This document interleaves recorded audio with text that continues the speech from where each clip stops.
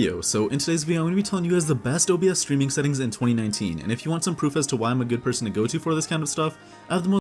This video might not be the one for you. It will have like your live chat, stream alerts, like your donations and followers popping up on the screen automatically, and so much more. It's truly like the best tool for streamers, so definitely check that out by downloading that as well. It should be next to the OBS link. But anyways, Streamlabs OBS just doesn't have the newest NVIDIA encoder yet, so that's why we're going to be using the normal OBS in this video, but I will try to do some side-by-side pics in case you guys do want to use that instead. Honestly though, it should be updated sometime this month, so definitely be on the lookout for that. Anyways, if this video does help you guys out at all and you guys want to see more videos like it, then please do hit that like button and subscribe to the channel. Also comment below, who is your favorite streamer to watch? I'm going to be responding to all the comments. For me personally, it's Nadeshot, but I really want to see what you guys have to say as well.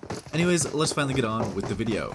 Alright, so first things first, of course, is go ahead and open up OBS. Now, since this is just like a streaming settings guide, I'm expecting that most of you guys know how to set up like scenes and sources, so I'm not going to be covering that, but in case you guys don't, then you guys can check out my best recording settings video that I made for 2019, and I do cover all of that in like some good detail. Anyways, to save some time, let's just go ahead and head straight into the settings, and in case you guys are following this tutorial with Streamlabs OBS, then I should have a picture highlighting how to get to the settings from there on the screen right now. But anyways, when you're here, the first thing that we want to do is go to the video tab, and when you're here, go to the description and open up the link that takes you to speedtest.net. When you're there, go ahead and hit the go button to start your speed test, and just make sure that you're connected with an Ethernet cable or something when doing this, because that's going to give you the most accurate results, but it's also what you want to be using when you're streaming to get the best quality anyways. So this test is going to tell us your internet speed, and for streaming, anything below 3 for your upload speed isn't even worth trying to stream, and the reason I say that is because you just don't have enough bandwidth to stream and play your game and share internet with your other family members at the same time. Anyways, when your test is done, just try to remember the first two numbers right here under your upload speed. So for me it's 11, and you don't have to worry about anything after the decimal. It doesn't really hold that much value. Now for most people it's going to be very similar to mine. It's only going to be double digits or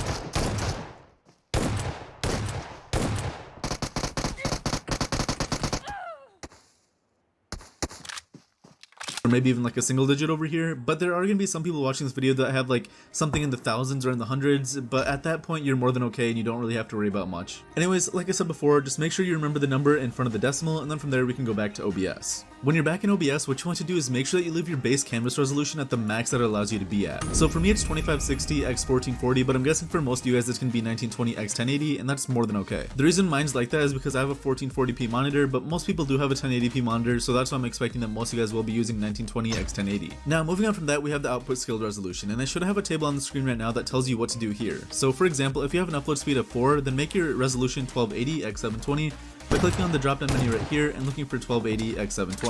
From there click it and you should be good to go. And in that same situation, you're going to want to change your common FPS values from 60 down to 30.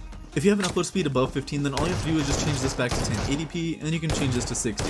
Honestly though, one thing I do like to do personally is I like to manually type in my output scale resolution, and I usually change this to 1600 x 900, and then from there it's usually like a really good middle point, and I type that in manually because I feel like it's better quality than 720p, but it doesn't really require as much work as it does for 1080p encoding. So I definitely think that if you're in the middle range like I am, like with 11, then you should definitely try this as well. Leave your downscale filter at length, slow, sharpen scaling, and 32 samples. From there hit apply, and then we're going to go to the output tab. But again, one thing I do want to mention is make sure that you look at the table that I had on the screen and then pick whatever matches for your output scale resolution. Always leave your base canvas resolution at whatever it is on default, like usually the highest one, but your output scale resolution is actually going to be the quality that you're going to be streaming in. So if I leave mine at this, that means that I'm going to be doing a 900p stream. If I change this to 1080p, then I'm going to be doing a 1080p stream, 720p stream, and so on and so forth. But again, I highly recommend just going with whatever I have on the table on the screen that I had on the screen earlier, if that makes sense. But anyways, moving on from that, we can go to the output tab, and in case you guys do want to run a simple stream without a bunch of settings, then all you have to do is just make sure that the output mode is on simple instead of advanced. From there, just change your video bitrate to whatever I have on the screen right now, like with the table, and whatever it corresponds with your upload speed. Even though I have a good upload speed at 11, I usually like to leave mine around like the 4000 range, like usually like 4500 or something like that. Leave your bitrate at 160, it really doesn't matter too much for your audio bitrate, and you want to make sure that your encoder is the NVENC encoder. From there, enable advanced encoder settings, and then from here we're going to see your encoder preset. So change your preset to max quality in case you have like a really good graphics card like a RTX 2080 or a 1080 Ti or something like that. Change it to quality in case you have like a normal one like a 1070 or 1060, and then change it to performance in case you have anything lower than that, but I really don't recommend going anything below performance, personally. Anyways, from there all you have to do is hit apply and you should be good to go. But for me, I'm doing a video on the advanced settings, so I want to go back here, change this to advanced, and then let's get started with the settings. So leave your audio track on 1, and then what you want to do right away is change your encoder from this one to the one that says new. It's the new NVIDIA encoder, and you're probably not going to see this if you haven't updated your OBS yet, so definitely be sure to do that. And this is exactly